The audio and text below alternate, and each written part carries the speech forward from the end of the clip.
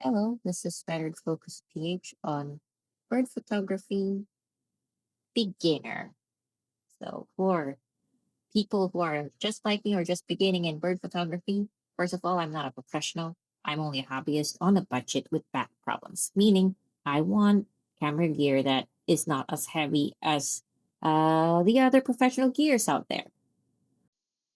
And for those people who are out there just like me looking for cameras that are not as heavy as the professional cameras, this is for you. And for the rest of us beginners, I guess the photos, I think, as you can see, it's pretty acceptable. Um, yeah. So these are the photos I've taken for the last few months. This is my gear, my binoculars, and my EM1 Mark II with the OM75 to 300 lens. I've had this for 3 months. For binoculars, I only bought the Celestron 10 by 42 binoculars from Lazada for around 2,500 pesos. It weighs 618 grams. These are the estimated weight prices. Sorry. Also keep my equipment in a dry cabinet for safety so that it won't get molds or fungi. As a beginner's camera, it has an acceptable 20.4 megapixel sensor, a very strong IBIS, which is good for handheld photography, and a very high FPS shutter speed, which can help us beginners to capture better bird pictures. And these are the other specs of the camera. Its ISO range is 64 to 25,600 with a weight of 574 grams. This is my beginning lens, a 75 to 300 millimeter lens. It's also wise to wrap your lens with a camel tape so that you blend better with your surroundings and the birds won't be as threatened when they see you. So this is the total weight of the gear with the binoculars. I think you'll have about 1,600 grams of total weight in you. So this is a comfortable weight for you to carry around, walking around parks, forests, or even in your backyard, drinking your coffee while looking out for birds around the corner or on treetops. So this is how I use my binoculars. And as we all know, every camera is different. I guess you can check out more tutorials, the vlogs of Robert Trek and Robin Wong for Olympus information. And for wildlife photography, I've learned a lot from Mr. Simon Luchamont. So let's check out the photos I have taken. This is a Philippine pied fantail I've seen across the street from my house using my binoculars. After I've cropped it and used Lightroom edits, this is the result with an ISO 5000. It's really good. And this is the Asian glossy starling. Again, use the binoculars, guys. It really helps for spotting these birds. Philippine birds are really small and very finicky. So after Lightroom edit, this is the result. Bright red eyes, really very minimal edit. And then this is a black-naped oriole. This is a bright yellow bird that looks like a mango when it's hanging on a tree.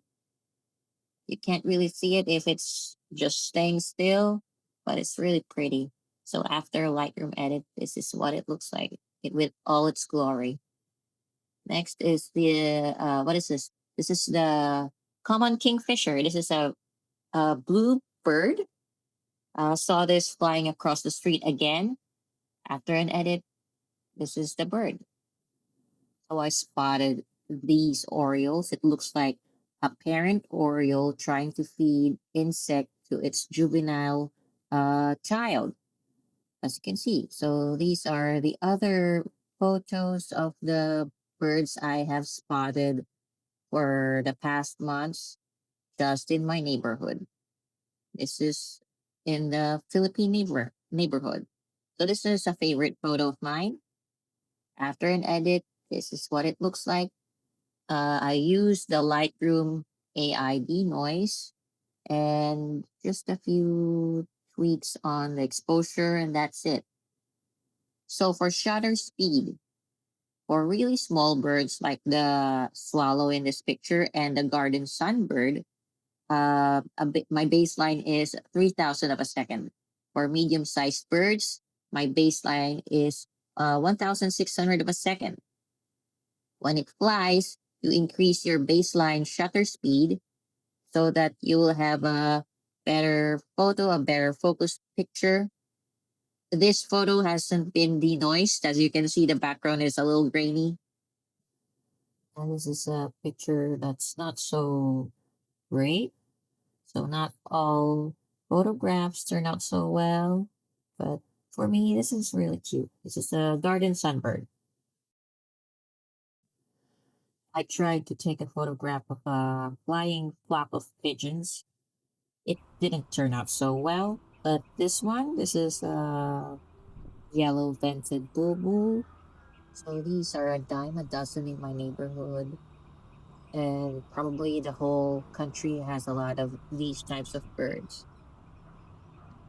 I haven't used a microphone here. This is the cam microphone. So this is the colored kingfisher.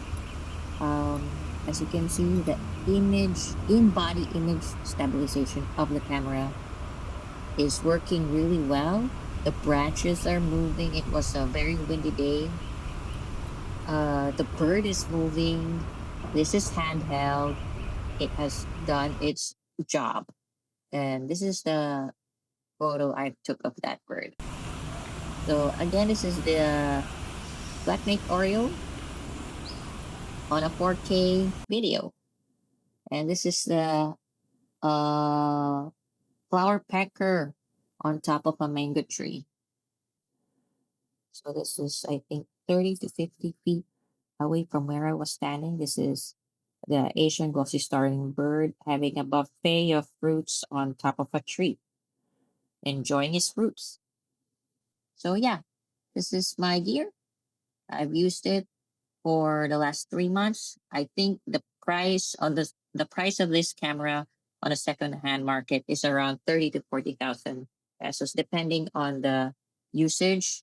And the lens is brand new. It's 18,000. Bought it from the Orange app, from a Hong Kong store. I'll put down the link of the store. And the binoculars is also from the Orange app. I'll also put down the link from where I got it. It's really good for someone who's just beginning in bird photography or birding in general.